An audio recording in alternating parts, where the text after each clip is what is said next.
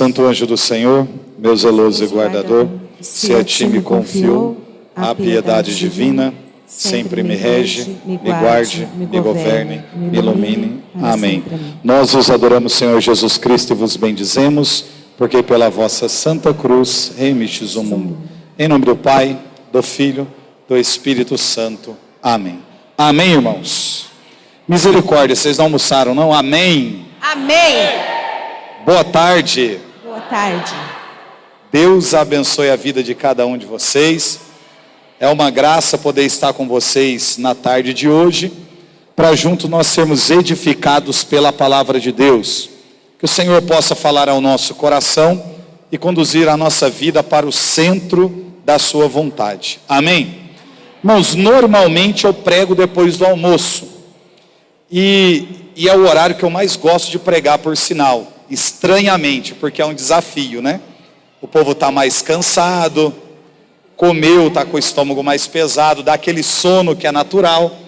Mas eu tenho uma oração que não falha em 23 anos que eu prego o Evangelho. Eu sempre digo assim: Deus, se alguém cochilar, segura na mão e leva. Pode carregar. Então a dinâmica na tarde vai ser assim: cochilou uma vez, passa. Na segunda, o anjo vai estar do lado. Na terceira, tchau para você.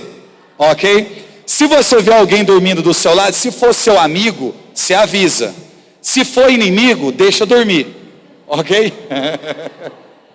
E aí depende de como está seu estado de graça, não é? Brincadeiras à parte, irmãos. Eu sou o Charles, moro em Sete Lagoas.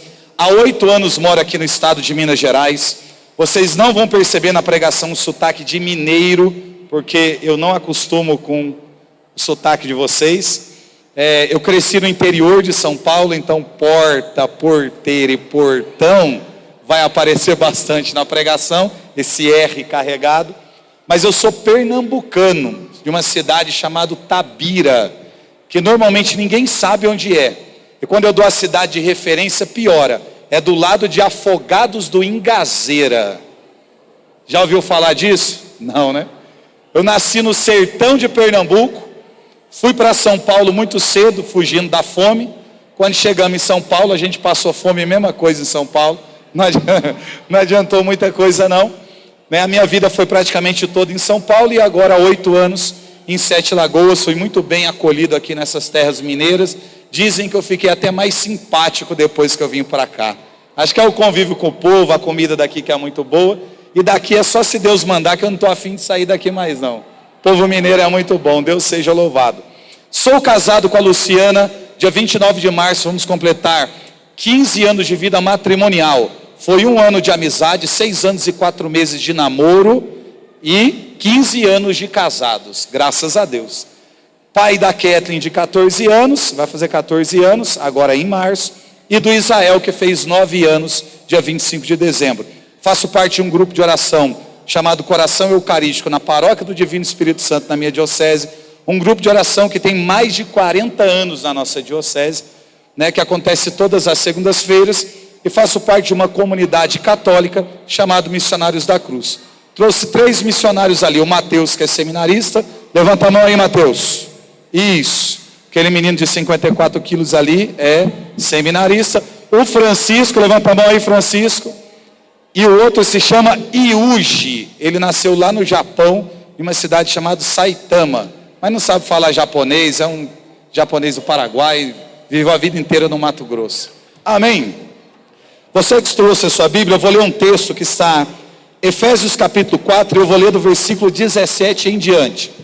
Efésios capítulo 4, versículo 17 em diante.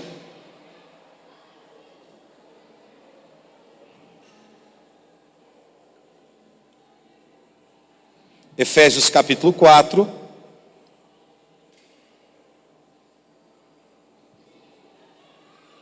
versículo 17 em diante. O tema da nossa pregação é revestivos do homem novo, criado à imagem de Deus. Amém? Portanto, eis o que digo e conjuro no Senhor. Não persistais em viver como os pagãos, que andam à mercê de suas ideias frívolas, têm o entendimento obscurecido, sua ignorância, o endurecimento do seu coração, mantém-nos afastados da vida de Deus, indolentes, entregam-se à dissolução, à prática apaixonada de toda espécie de impureza. Vós, porém, não foi para isso que vos tornastes discípulos de Cristo, se é que ouvistes e dele aprendestes, como convém a verdade em Jesus. Renunciai à vida passada, despojai-vos do homem velho, corrompido pelas concupiscências enganadoras, renovai sem cessar o sentimento da vossa alma, e revesti-vos do homem novo, criado à imagem de Deus, em verdadeira justiça e santidade. Vamos aplaudir a palavra do nosso Deus?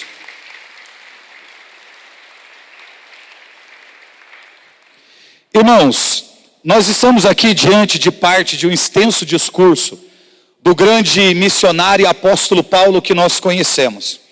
E eu preciso fazer uma introdução aqui para a gente entender a profundidade desse direcionamento que não serve somente para aquela comunidade de fé naquela época, mas que de alguma forma precisa também alcançar a nossa vida nos dias de hoje.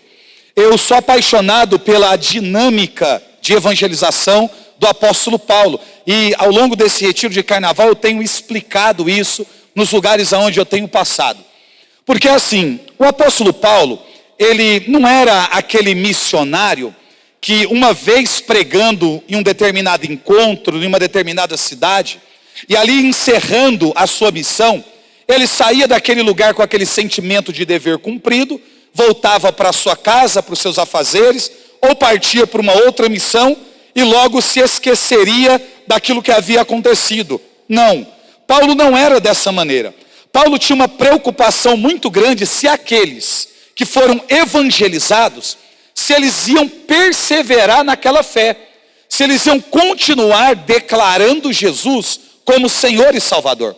Então a perseverança para o apóstolo Paulo sempre foi algo primordial, até porque a gente sabe biblicamente que a salvação está condicionada à perseverança. Por isso que a palavra diz, quem perseverar até o fim será salvo. Ou seja, para que a graça do sacrifício vicário, do sangue derramado, do sacrifício de Cristo na cruz, da redenção das nossas almas, isso possa alcançar o nosso coração, a gente precisa ser perseverante naquela graça que alcançou o nosso coração no dia da nossa conversão.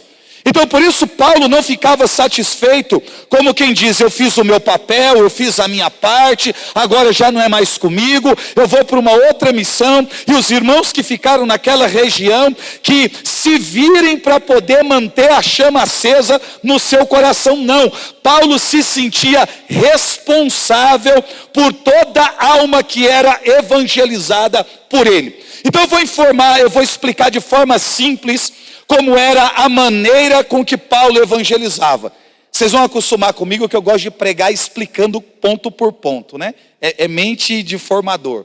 E aí vai dar certo, vocês vão entender. Era mais ou menos assim. Se o apóstolo Paulo vivesse hoje nos nossos dias, ele chegaria aqui nessa cidade, e aqui ele ia reunir um pequeno grupo de gente. Por que um pequeno grupo de gente? Será que o método funciona com pouca gente e não funciona com muita? A ideia não era essa, mas a gente sabe que um grupo menor absorve mais as informações. Só que o cristianismo naquela época era uma espécie de loucura, de heresia, era uma espécie de algo que assombrava as pessoas, porque normalmente os cristãos eram martirizados. Então imagine, para o povo judaizante, para uma cultura de judeu, onde o povo vive as leis que são mosaicas, as leis, né, que vêm desde o Antigo Testamento, eles abrirem mão de toda essa condição, aceitar Jesus e saber que a qualquer momento eles podiam ser decapitados, flagelados, assassinados, não era algo que atraía ninguém. Ou seja, cristianismo não era aplauso, Cristianismo não era sucesso. Cristianismo não era sinônimo naquela época de reconhecimento. Cristianismo era choro, era lágrima, perseguição, fuga, martírio, sangue derramado. Então não atraía o povo naquela época. Então se Paulo viesse aqui para essa região, Paulo normalmente reunia um pequeno grupo de gente, porque eram poucas pessoas que queriam entender o que estava acontecendo naquela época.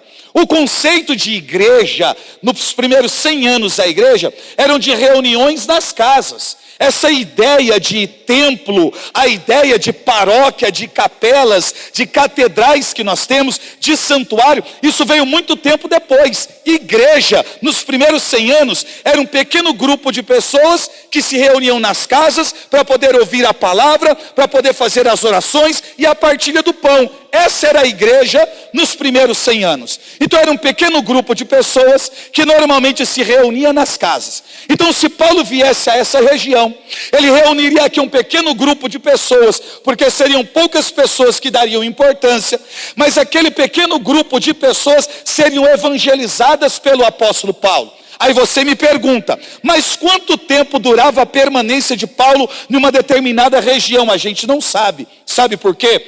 Porque Paulo examinava o comportamento do povo, a cultura do lugar. Paulo examinava a necessidade daquela cidade, daquele pequeno grupo de pessoas. Então existem missões que Paulo ficou 15 dias, outras 3 meses, outras 7 meses, outras 1 ano e 7 meses. Ou seja, dependia da necessidade do povo e dependia do quanto as pessoas que estão sendo evangelizadas entendiam o que estava sendo pregado. O que Paulo queria? Que todas aquelas almas em algum momento dissesse assim: nós aceitamos Jesus como Senhor e Salvador das nossas vidas, queremos ser batizados e queremos praticar e viver esta fé que nos alcança. Quando chegava nesse ponto da evangelização, de repente passou 3 meses, 1 ano, 6 meses, não sei. Paulo ia para um segundo desafio, que é mais complicado. Por quê? Ele precisava, nesse pequeno grupo de gente, encontrar alguém que tivesse espírito de liderança. Agora vamos ser sinceros, é fácil achar um líder?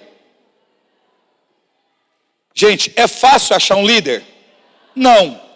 Então Paulo precisava identificar ali alguém que se destacasse naquele meio. Por quê? Porque Paulo precisava dar andamento na vida missionária. Amém? Paulo, para ele partir para uma outra missão, ele precisava deixar alguém que seja mais responsável, tenha mais espiritualidade. Presta atenção nessa palavrinha que nós vamos falar dela mais tarde. Precisava ter vida coerente. Não podia ser aquele tipo de gente que desconstrói com a sua vida prática, com o seu comportamento, as suas palavras. Ou seja, aquele tipo de pessoa que diz uma coisa, mas pratica outra. Ou seja, Paulo precisava de alguém que tivesse sobre os demais autoridade sobre eles. E a autoridade não está relacionado à imposição de voz. A autoridade não está relacionado à estatura humana ou sabedoria humana. A autoridade está relacionada à coerência de vida. Se alguém que te lidera, se alguém que te coordena é coerente com aquilo que diz, ou seja, é a mesma coisa no discurso e na praticidade da vida, automaticamente essa pessoa vai conseguir exercer autoridade sobre a sua vida, porque quando você olha para o discurso na boca dela, você sabe que ela é o primeiro, a primeira a viver e a praticar aquilo que ela está dizendo. Você vai dar passos seguros, porque você sabe que aquele indivíduo ou que aquela moça não está apontando para você um caminho que antes ele ou ela não tenha capacidade de ter trilhado. Isso é autoridade. É por isso que certa vez, um grupo de pessoas, olhando e observando o nosso Senhor Jesus, eles disseram assim entre eles: ele não é como os escribas e nem como os fariseus. Irmãos, os escribas e os fariseus eram parte da comunidade judaica da época, pessoas extremamente intelectuais, pessoas que eram bem vistas na sociedade, pessoas que eram responsáveis pela espiritualidade naquele tempo. Então eles estão dizendo assim: ele, Jesus, não é como os escribas e nem como os fariseus. Eles estão dizendo, ele, Jesus, fala como quem tem autoridade. Por que eles estão dizendo que Jesus fala como quem tem autoridade e que Jesus não é como os escribas e como os fariseus? Por dois caminhos. Primeiro, esse grupo de pessoas são pessoas que ouvem o discurso dos escribas e dos fariseus e observam o comportamento na praticidade da vida dos escribas e dos fariseus. E observando os escribas e os fariseus, eles chegaram à conclusão de que o escriba e o fariseu diz uma coisa e vive outra, incoerência. Mas quando eles olham para Jesus, eles percebem, está aí alguém diferente, que diz e vive o que diz, que prega e vive o que prega. Então eles estão dizendo, ele não é como escriba e nem como fariseu. É como se o povo tão necessitado naquela época dissesse, até que enfim apareceu alguém que vive aquilo que prega. Irmãos, você tem com certeza algum ou alguns amigos incoerentes ou conhecidos incoerentes. Agora seja sincero comigo e com você mesmo. Uma pessoa que te deve e não te paga, você cobra e não te paga, se te pedir novamente emprestado, você empresta sim ou não? Ah, bom, porque se você dissesse que empresta, eu ia mandar o microfone na sua cabeça. Não é possível. Se alguém que promete e não cumpre, prometendo, você acredita? Se aquela pessoa que diz, eu chego na tua casa às 10 e meio-dia você está esperando, eu chego às 11, 1h30 você está esperando, quando ela disser, eu chego às 9, você vai estar esperando ou já foi embora? Já foi embora. Por quê? São pessoas incoerentes, não sustentam o que diz uma coisa de manhã, está praticando outra coisa. Eles estão dizendo, Jesus não é como escriba e nem como fariseu, ele fala como quem tem autoridade. Voltando para Paulo, Paulo precisa encontrar alguém que tenha essa característica. Para quê? Para ter autoridade sobre aquela pequena comunidade de fé. Por quê? Porque o apóstolo Paulo precisa que esse indivíduo que está ali consiga resolver pequenos problemas estabelecidos naquela pequena comunidade de fé. Seja uma fofoca, seja uma intriga, seja uma discussão, seja uma desavença, seja um problema na parte de fé, de crença, um desânimo espiritual. Esse tipo de problema, de situação, dependendo da liderança espiritual, facilmente isso seria resolvido. Agora, se o indivíduo, se o líder não consegue resolver o problema, porque é um problema crônico, agudo, o que acontece? Ele precisava mandar uma carta para o apóstolo Paulo. Agora pense, irmãos, Paulo não viveu nos nossos dias, embora eu tenha feito essa analogia. E são tempos diferentes. Hoje, acontece uma coisa aqui, muita gente vê, tem uma câmera aqui na minha frente. A gente posta alguma coisa na rede social, corre o mundo, é rápido. Desabou alguma coisa lá no litoral, né, perto de São Paulo, Caraguá, Ubatuba, teve um enchente, matou um monte de gente, automaticamente, aqui rapidamente a gente está sabendo. Houve um tremor de terra em um outro país, acontece uma guerra em outra nação, na hora a gente fica sabendo. Porque é rápido, dinâmico. Mas e Paulo? Presta atenção.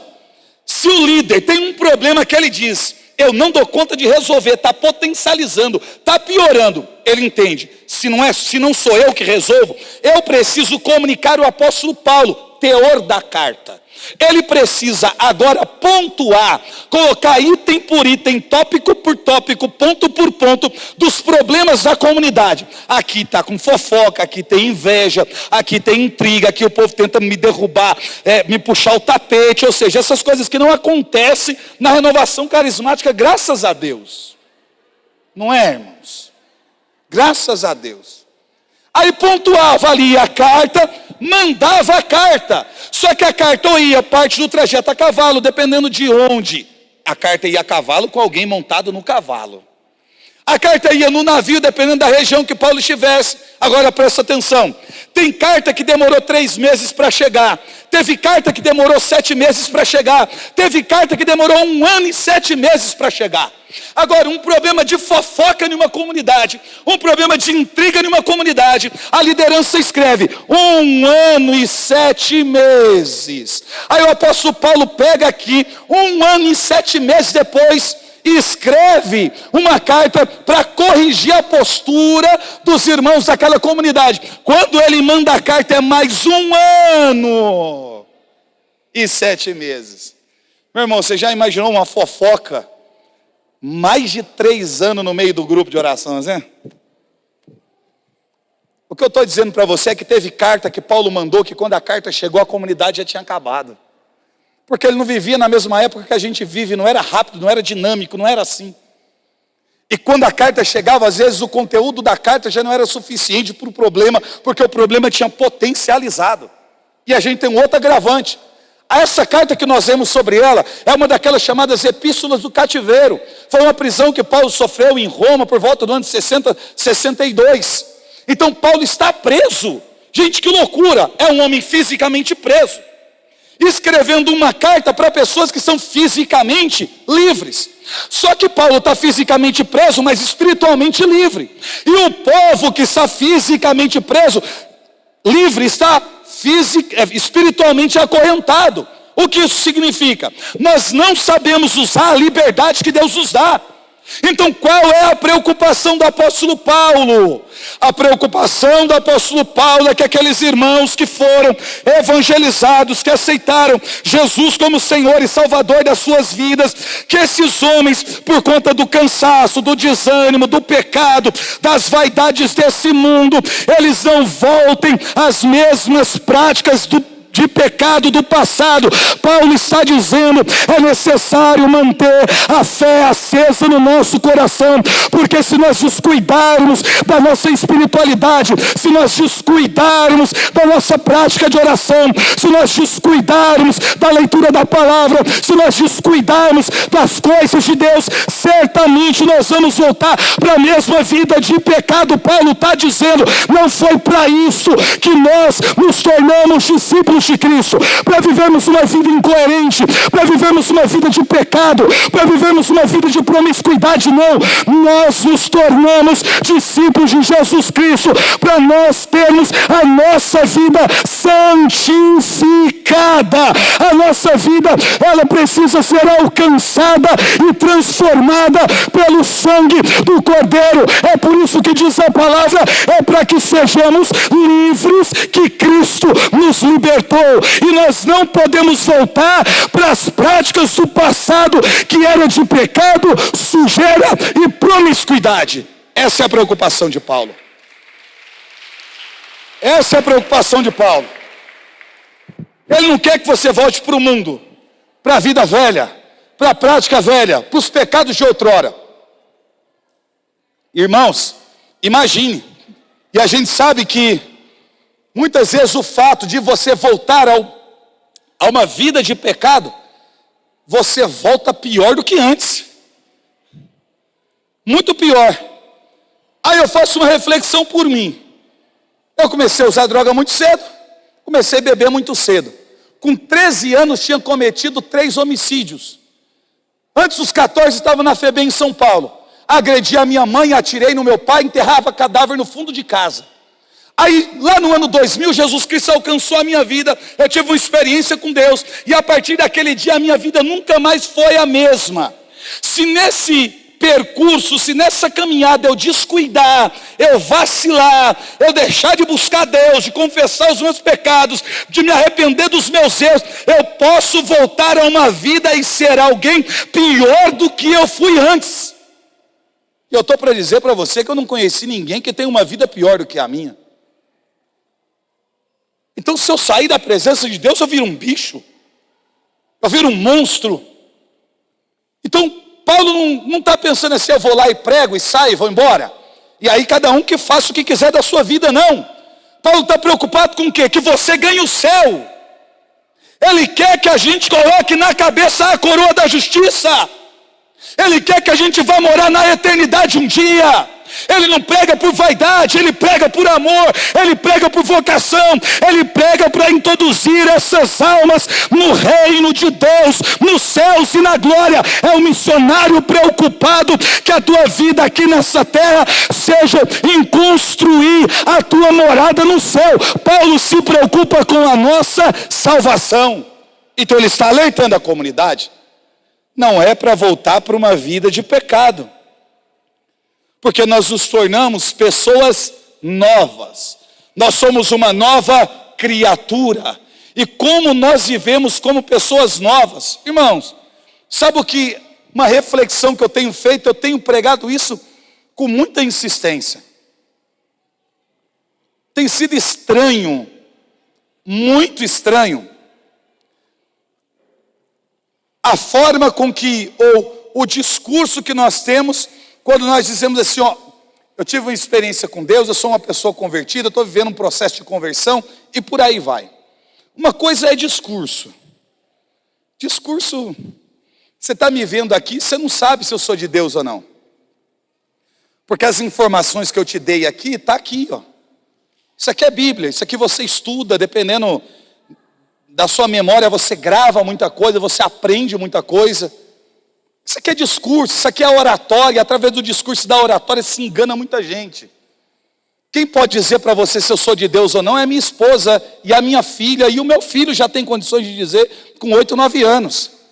Se eu sou bom pai, se eu sou bom esposo, se eu cuido da minha casa, se eu cuido da minha esposa, se eu educo bem os meus filhos. São as pessoas que convivem comigo que vão poder te dizer se realmente na vida prática eu vivo o evangelho. Agora o povo se ilude com a gente. Nossa, porque fulano é de Deus, fulano é ungido, fulano prega muito, meu irmão. Faça curso de oratória, leia as Sagradas Escrituras, vira aqui à frente e falar bonito, com raciocínio coerente. Qualquer pessoa pode fazer, desde que tenha aptidão para isso, não precisa ser um cristão. Eu estou falando de coisa prática da vida. Eu não vim trazer para você uma pregação fantasiosa, não. Se a minha pregação não modificar quem você é, eu estou perdendo meu tempo na igreja.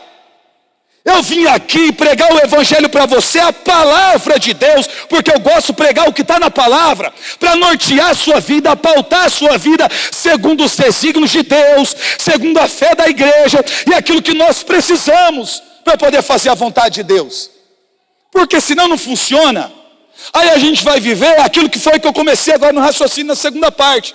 O que me estranha nas conversões. A ideia é basicamente assim, e diga se eu estou errado. A pessoa está lá no mundo ela bebe muito, ela é uma pessoa que se alcooliza no mundo, ela vive aprisionada no vício da bebida no mundo. Quando ela vem para a igreja, ela continua com a mesma prática viciosa na igreja. A pessoa está lá no mundo, e lá no mundo ela mente, dissimula, manipula, engana todo mundo. Aí eu tive uma experiência com Deus, ok. Quando ela chega na igreja, no grupo, na comunidade, na pastoral, no movimento, na paróquia, ela começa a mentir, enganar, dissimular e manipular. Manipula padre, manipula liderança, manipula paroquiano, manipula servo de grupo de oração, manipula todo mundo. A pessoa está lá no mundo, e quando ela está lá no mundo, ela compra, só que ela não paga. Ela não está nem aí se o nome está no SPC, está no Serasa, está no Ceasa, tudo quanto é tipo de asa.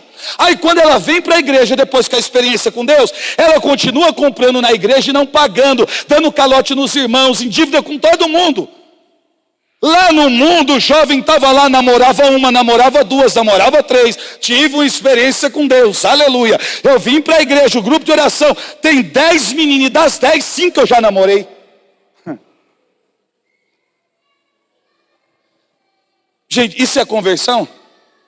Ser sincero, isso é conversão? Sabe o que está acontecendo? As pessoas só estão mudando o ambiente que elas frequentam.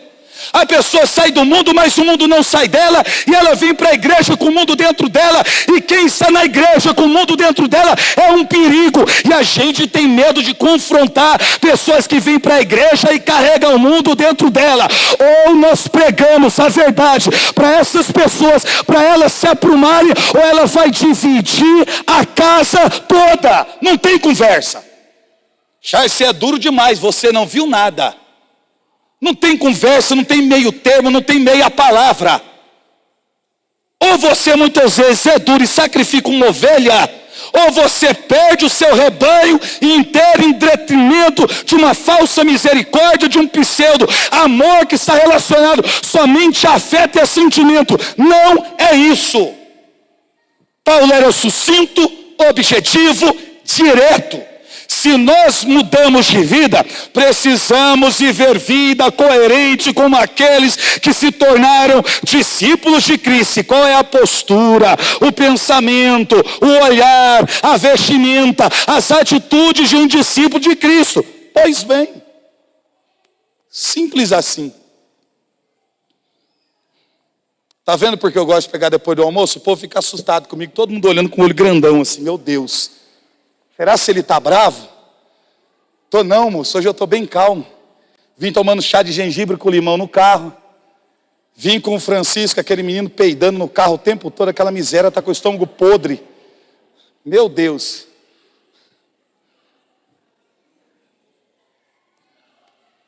A nossa vida precisa ser coerente com o Evangelho, amém?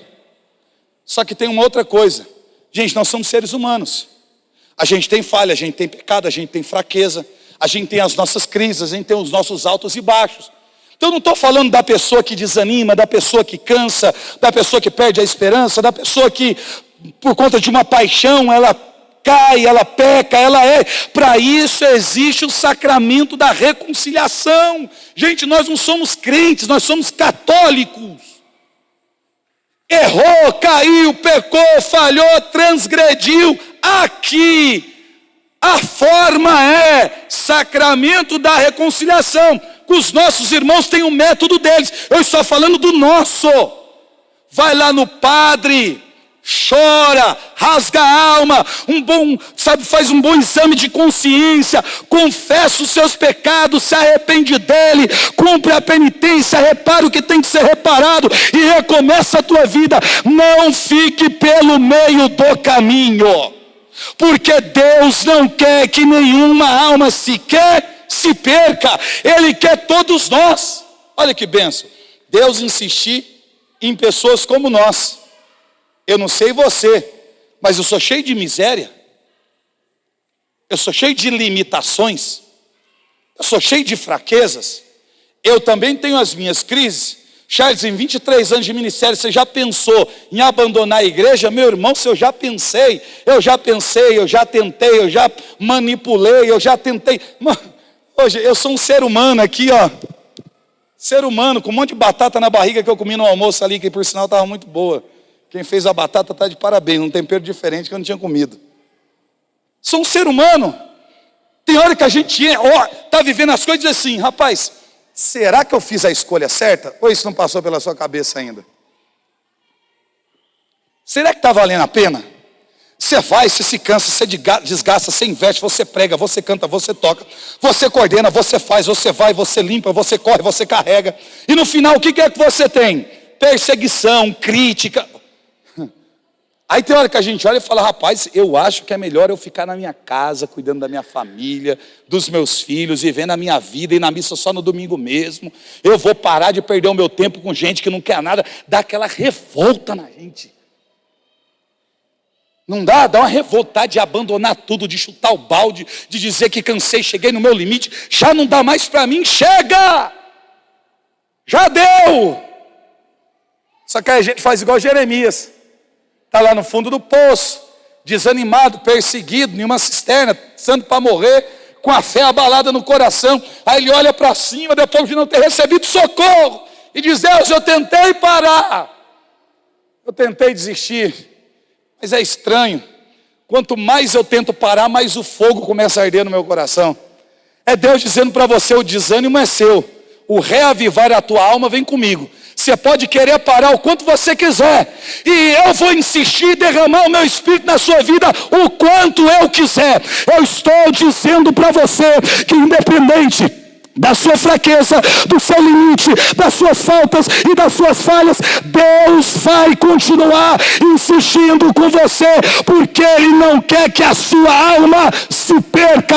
Deus quer encontrar com você na eternidade, e se você crê nisso, diga glória a Deus.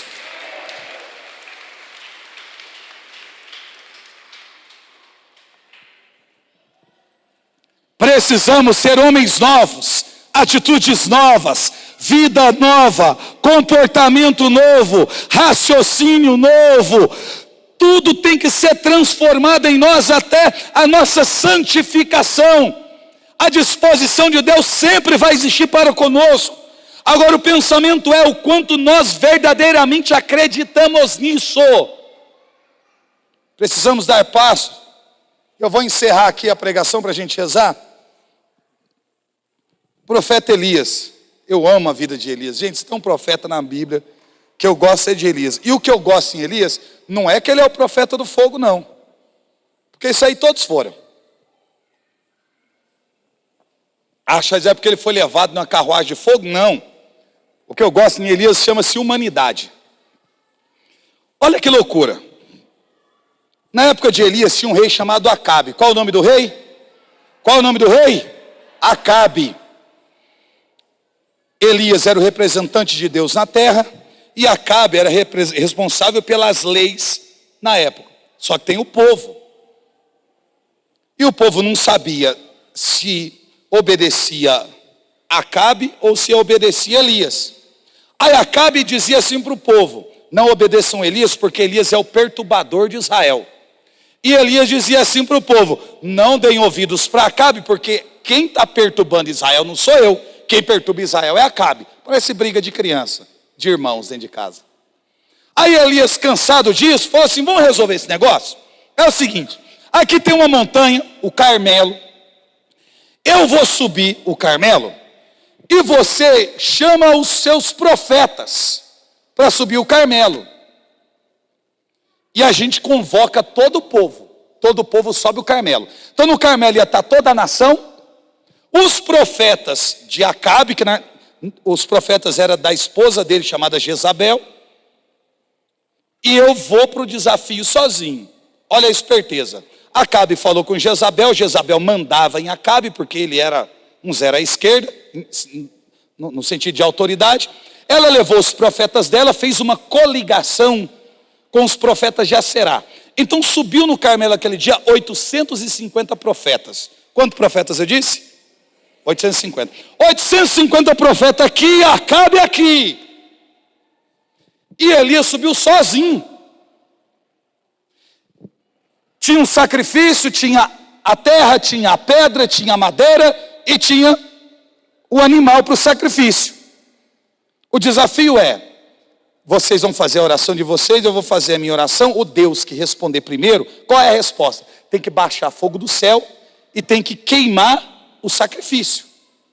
O Deus que fizer isso é o Deus verdadeiro e o outro é o Deus falso. Então o povo vai saber quem é que perturba Israel. Combinado? Está tudo combinado. Aí foi lá. Elias disse: vocês podem começar. Esses foram 850 profetas. Reza, reza, reza, clama, clama, reza, reza. O tempo passou, não aconteceu nada. Aí Elias do lado de cá, num tom bem irônico ou debochado, falou assim: olha, por que vocês não gritam mais? Às vezes o Deus de vocês está dormindo. Olha, o homem é brabo, hein? Aí eles ali arrancaram a camisa, pegaram as disciplinas e começaram a se flagelar. O sangue descia no corpo de 850 homens que gritavam, que rezava e não aconteceu nada. Aí Elias falou: dá licença que agora é a minha vez. Vamos fazer o seguinte, mas tá pouco isso aí. Pega aí uns balde d'água aí. Ele colocou umas pedras lá, umas 12 pedras. Traz uns baldes d'água e molha o sacrifício. Jogou o balde, caiu água no sacrifício, que molhou a madeira, que escorreu na pedra, que encharcou a poeira e caiu dentro da valeta. Ele falou: tá pouco. De novo, a mesma coisa. Na terceira vez, encharcou o animal, encharcou a madeira, a pedra estava molhada, já não tinha mais poeira e a valeta transbordou de água. Ele falou: agora ficou bom o desafio. Ele fez uma oração que, se você for ler na Bíblia, você lê com calma em casa, dá de 7 a 8 segundos. Eu não falei minutos, nem horas. Eu falei segundos. Quando deu 7 segundos ou 8 segundos, o fogo desceu do céu, consumiu o sacrifício, consumiu a madeira, consumiu a pedra, evaporou a água e dissipou a poeira. Aí o povo, vendo isso, começou a gritar: só o Senhor é Deus. Só o Senhor é Deus. Só o Senhor é Deus. Só o Senhor é Deus. Ele falou: não. Claro, só o Senhor é Deus, mas o combinado não é só adorar não. Traz a espada aqui. Porque o que foi que a gente combinou? Que quem vencesse o desafio ia passar a fio da espada os falsos profetas. Ele teve que pegar na espada e passar a fio da espada 850 profetas. Aí a gente olha para um cara desse e fala: rapaz, você acha que um homem da envergadura de um Elias vai ter medo de alguma coisa? Ele dizia assim: chove, chovia, não chove, não chovia. Ele foi levado numa carruagem de fogo ao céu. Ele abriu o Jordão em duas metades. Ele ressuscitou morto. Ele fazia milagres. Ele enfrentou 850 profetas sozinho. Aí Jezabel, sabendo que os profetas dela haviam morrido, pegou um mensageiro e disse: leva uma mensagem para Elias, diga para ele assim, ó: eu juro por mim mesmo, se amanhã nessa mesma hora eu não fizer com ele o que ele fez com os meus profetas, ameaça de morte. Aí a gente pensa, um homem que enfrentou 850 homens vai ter medo da ameaça de uma mulher? E não é que teve. Eu penso que ela devia ser tipo minha sogra, bem invocada. Ela mandou a ameaça, Elias teve medo e fugiu para o deserto. Gente, como pode um homem que desafiou o rei, que subiu no Carmelo, que matou 850 profetas, agora do nada, porque recebeu a ameaça de uma mulher, de uma princesa pagã, fugiu, foi lá para o deserto, achou um junípero, uma árvore pequena, se colocou embaixo e fez uma oração: Deus, eu não sou melhor do que os meus pais, basta, cansei, tira a minha vida. Ele pediu para Deus matar ele. Agora vamos lá, deixa eu ver quanto tempo eu tenho aqui para não estourar. Vai dar tempo. A gente pensa assim: rapaz, o que Elias está dizendo é o que Elias quer? Às vezes não. Elias está dizendo: cansei, basta, me tire a minha vida. Dá o sentimento que o profeta está com depressão, dá o sentimento que ele está com alguma síndrome do pânico, dá o sentimento de que Elias está amedrontado e dominado pelo medo e que realmente ele quer morrer. Cansou. Só que peraí, gente, vamos ser práticos, lógicos. Uma pessoa que quer morrer, como ele disse, que a vida não importa, como ele falou, que ele não é melhor que ninguém, discurso dele, se receber uma ameaça de morte para alguém que quer morrer, será que não seria mais vantagem a pessoa caminhar em direção à morte do que fugir para o deserto? Vou te dar uma aulinha rapidinha de exegese bíblica aqui. Se eu quero morrer e eu recebi uma ameaça, e a minha vida não importa, eu enfrento quem me ameaçou. Porque eu não estou nem aí se eu morrer. Só que ele está dizendo que quer morrer, mas quando recebe a ameaça, ele foge. Outra coisa, alguém que quer morrer, que não se importa com a sua vida, vai procurar uma sombra no meio do deserto para descansar? Ô, gente, ele ia estar de brincadeira comigo. Não. Alguém que realmente quer morrer, além de descansar, ainda encontra tempo para dormir debaixo da árvore? Não. Aí o anjo foi lá para acordar Elias, porque colocou lá um pão e água no meio das cinzas. Aí disse: come o pão e bebe a água. Ele acordou, comeu o pão, bebeu um pouco de água e voltou a dormir. É igual a gente quando ataca a geladeira de madrugada. Gente, alguém que quer morrer faz isso. E ele disse assim: Deus, tira a minha vida. Ele não tentou tirar a própria vida. Ele disse para o outro: Deus, me mata. Gente, olha que loucura. Às vezes, pelo nosso cansaço, pelas nossas lutas, pelas nossas dores, pelas nossas batalhas, a gente diz coisas que não é realmente aquilo que a gente quer. E sabe o que eu amo em Deus? Que Ele olha para a gente assim naquele dia, lá no quarto da sua casa, depois daquela briga, no meio daquela situação, onde você está dizendo: cansei, eu vou lá abandonar tudo, Deus me abandonou, eu estou chateado com tudo, com o mundo, estou revoltado, eu não quero mais saber de nada, Deus é injusto, Deus virou as costas para mim, Deus não olha para a minha casa. Deus está olhando assim: ô minha filha, eu não vou dar nem confiança para você, porque você só está dizendo isso porque você está ferida, porque eu prescuto o coração. Na verdade, o que você realmente quer é que eu desça no teu quarto aí, te abraço, olhe nos teus olhos e diga que vai dar certo. Então tem hora que a gente diz: eu cansei, cheguei no meu limite, eu vou morrer, eu quero ir embora, eu já não quero mais nada, eu vou abandonar tudo, eu vou esquecer de todo mundo, eu vou brigar com tudo, eu vou sair de casa, eu vou abandonar marido, eu vou espancar meu filho, eu vou fazer um monte de coisa. E Deus olhando: não, não é isso que você quer não. Isso é o que você está dizendo. O que você quer é outra coisa. Aí na segunda vez Elias comeu pão, bebeu água, chegou lá no Horebe. Aí depois de uns acontecimentos extraordinários, Deus perguntou assim: o que você está fazendo aqui? Como quem diz assim, um dia você desafiou 850 profetas, no outro você pede para eu te matar. Aí agora você apareceu aqui na caverna. Então me diz, filho, o que é que você quer? Ele diz assim: é que eu tenho meu coração ardendo de zelo pelo Senhor. Gente, parece que Elias é doido. Não parece que ele é maluco? Mas o que eu amo em Elias é que ele é doido igual a gente. Um dia você reza um rosário, no outro você não reza nem uma Ave Maria. No dia você reza 3, 4, 5, 6, 7, 10 capítulos da Bíblia, no outro você não sabe aonde você colocou a sua Bíblia. Tem semana que você vai na igreja a semana toda, na outra só no domingo e olhe lá.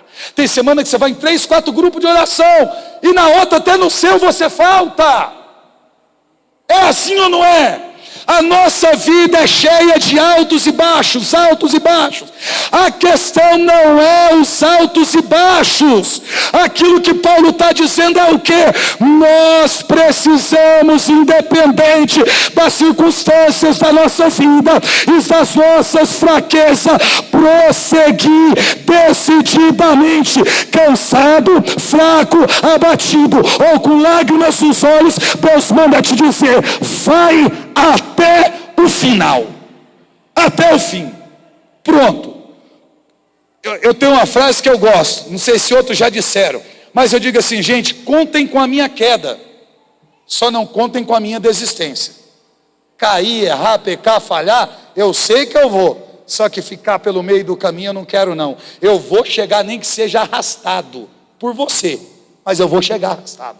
O dia que eu não puder andar, alguém vai ter que me pegar no braço, arrastar pela perna e me levar até o final. Porque eu quero chegar. Eu quero passar pelos portões celestiais. Eu quero dizer: eu vivi uma vida em Cristo nova. Tive falha, tive queda, mas me arrependi, recomecei, continuei e não fiquei pelo meio do caminho. Amém? Vamos ficar de pé para a gente rezar?